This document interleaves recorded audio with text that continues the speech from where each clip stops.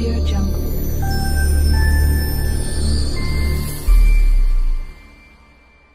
te may yëgal askan wi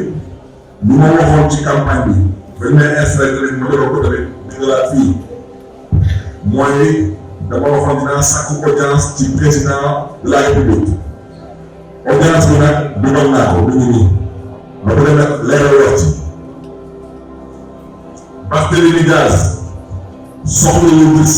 Macky Sall loolu wax dëgg yàlla amul askan Dakar benn intérêt wante maire de Dakar dama dem damaa fas yéene dem seeti président de la république pour ñu mën a waxtaan Dakar ak waxtaan ëllëgu Dakar di am yaakaar nag que président de la république dina nangu audience bi am tamit yaakaar que président de la république dina nangu tamit régler yenn problème ñu nga xam ne ni mairie Dakar am na ko te mu nekk ay problème ñu xam ne lépp politique moo tax problème yooyu mairie Dakar di ko dugg donc nag mbokk yi laa doon wax audience bi mu nekk ma bëggoon wax ji leer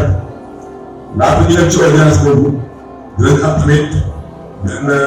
communiqué bi ñuy baaxee askan wi parce que wax dëgg sax mën na ñàkk wante naa ko baaxee rek comme ñoom nee nañu dañuy daal seen xel ñeneen dañuy daal di recruter ay maire avec ay transhumants waaw ñun loolu yóbbu ñu pare ñun lu ñu yóbbu pare mooy jéem a xool lii di la ville de Dakar naka la mën a liggéeyee ak état bi naka la mën a collaborer ak état bi. et ci loolu tamit maa ngi ñaax président de la république que lépp lu ñuy jéem a waxtaane suñu biir wala lépp ñuy jéem a liggéey nañ ko teg ci yoon te bañ a nekk par parlo. Dakar 19 communes la président de la république su jógee ba defe ko mais am na yéene yu tabax Dakar wax dëgg yàlla man damay sant yàlla ci loolu wante président de la république su bëggee tabax Dakar priorité bi nekkul plateau priorité bi nekkul Médina dama ne am na fi ay commune seen salaire sax mënuñu ko fay balaa ngay tudd plateau te maa ngi nuyu di ziar suma mag suma doomu ndey damay Alioune Ndoye balaa ngay tudd Médina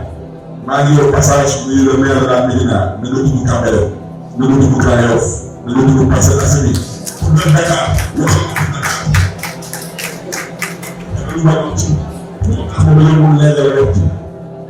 ku bëgg a tabax Dakar da ngay ànd ak dal da ngay ànd ak yéene da ngay ànd tamit ak cofeel ci askanu Dakar ak ci Dakar mais nag ku bëgg a tabax Dakar ba ci def nag par parlo ak mbiru politique wax dëgg yàlla loolu man xalima ci te am naa yaakaar ne que président de la République dina xam fu may waxee nekkoon na fi maire xam lan mooy maire yàlla dogaloon tamit mu nekkoon fi ministre de l'intérieur xam lu daan lan mooy Dakar nekkoon na fi tamit premier ministre xam na bu baax a baax Dakar xam na lu fi liggéey Dakar xam na urgence Dakar donc audience boobu j'espère que dinañ ci jot te am tamit yaakaar suñ ci génne incha allah Dakar dina gën a am taxawaay te Dakar tamit en tant que commune en tant que ville